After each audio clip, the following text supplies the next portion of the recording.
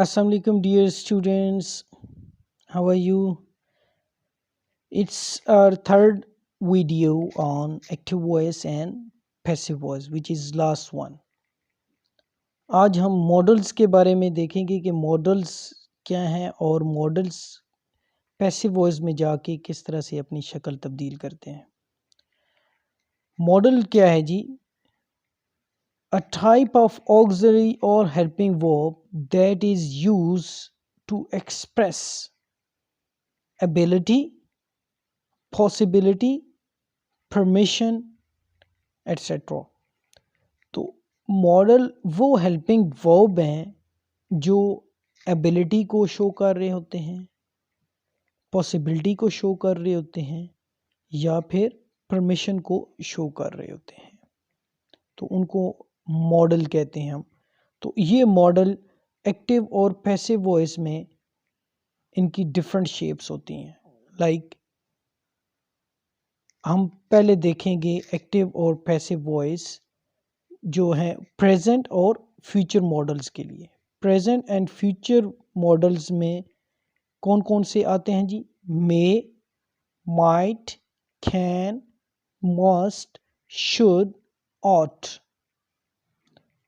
ये सारे यूज़ होंगे प्रेजेंट और फ्यूचर मॉडल के तौर पर। तो फर्स्ट वन है हमारा कैन, और पैसिव वॉइस में जब ये जाएगा तो कैन बी हो जाएगा। For example, he can drive a car. In passive voice, a car can be driven by him.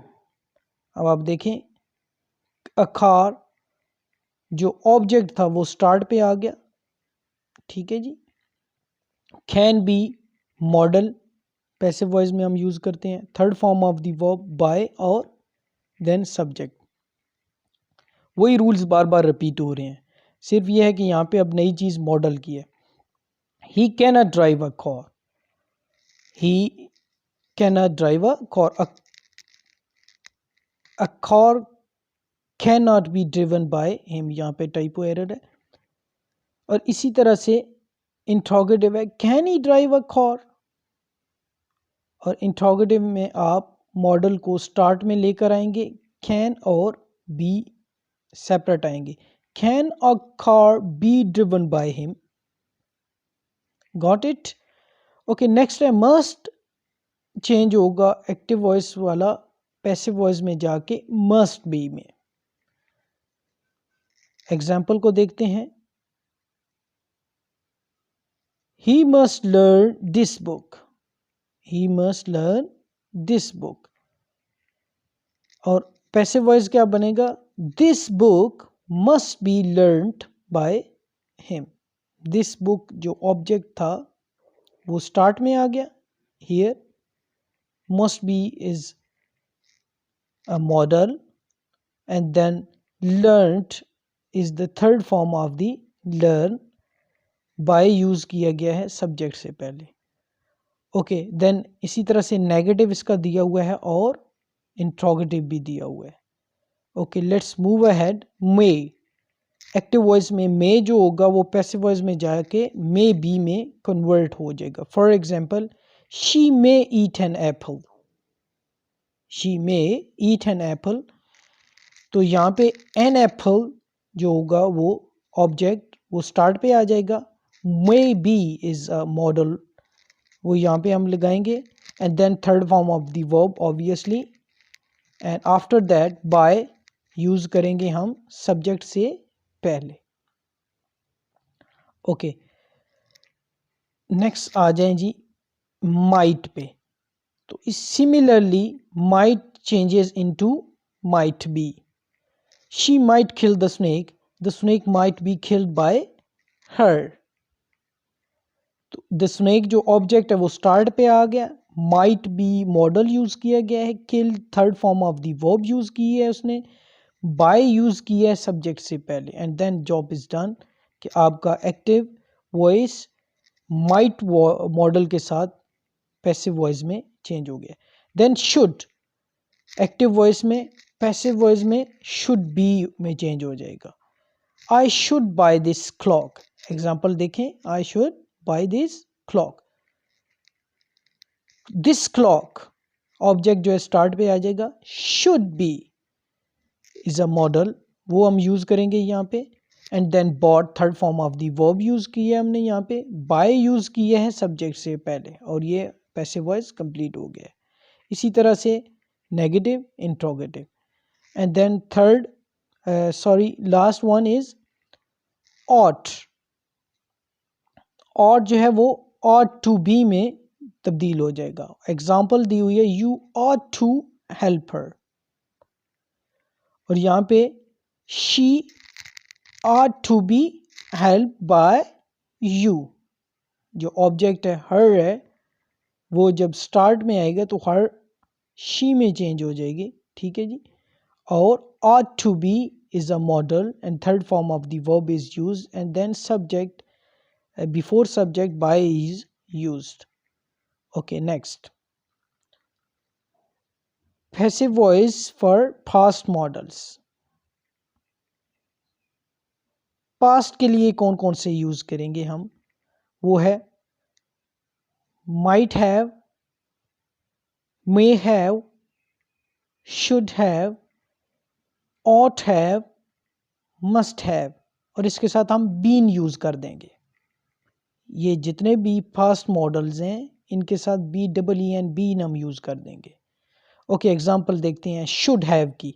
Should have active voice में वो किस तरह से यूज़ किया गया है. I should have started a job, और ये कन्वर्ट हुआ है शुड हैव बीन में. अब देखते हैं कि ऑब्जेक्ट इसने क्या किया है जी, और अ जॉब को स्टार्ट में लिया है. Should have been model, should have को शुड हैव बीन में कन्वर्ट किया है उसने, सिंपली बीन साथ लगाया. Started third form of the verb is used and then subject से पहले बाय उसने यूज़ किया है. इसी तरह से और भी इसके साथ एग्जांपल्स कनेक्टेड हैं. Let's move ahead. Must have, must have इसी तरह से मस्ट हैव बीन में तब्दील हो जाएगा.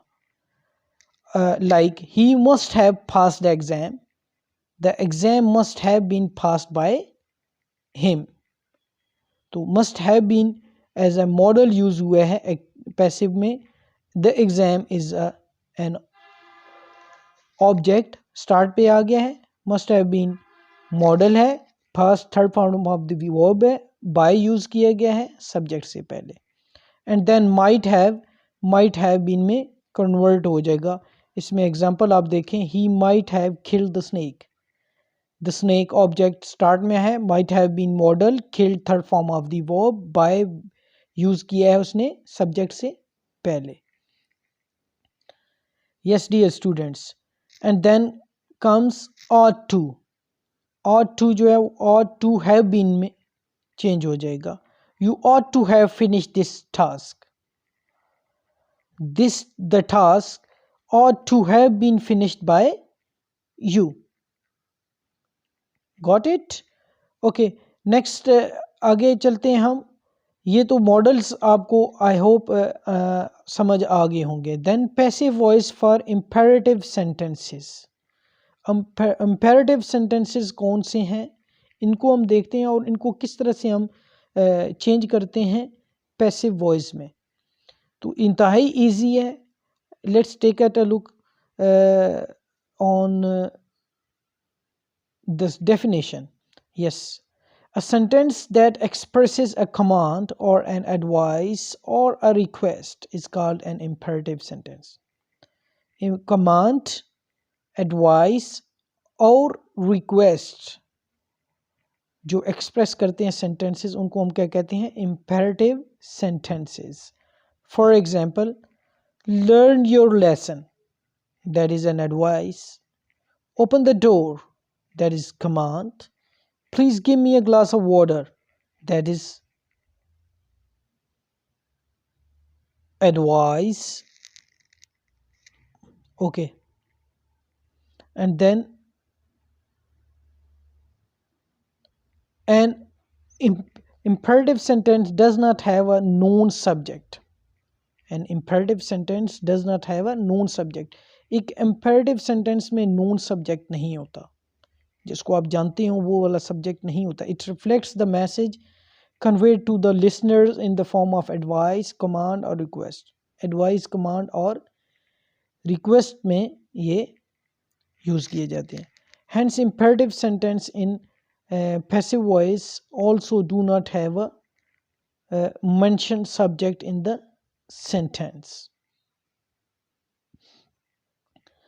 और imperative sentence में जो passive voice इनके बनते हैं उनमें भी फिर subject नहीं होता. जब active voice में नहीं है तो passive voice में भी नहीं होता. There are 3 rules. The first one is rule number 1. The imperative sentence in passive voice begins with the word letter. Let. Let word के साथ हमेशा जो passive voice है imperative sentences का वो शुरू होगा. Then rule number 2.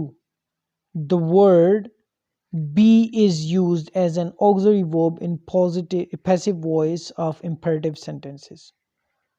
The word be use किया जाता है as an auxiliary verb, helping verb के तौर पर. Rule number 3.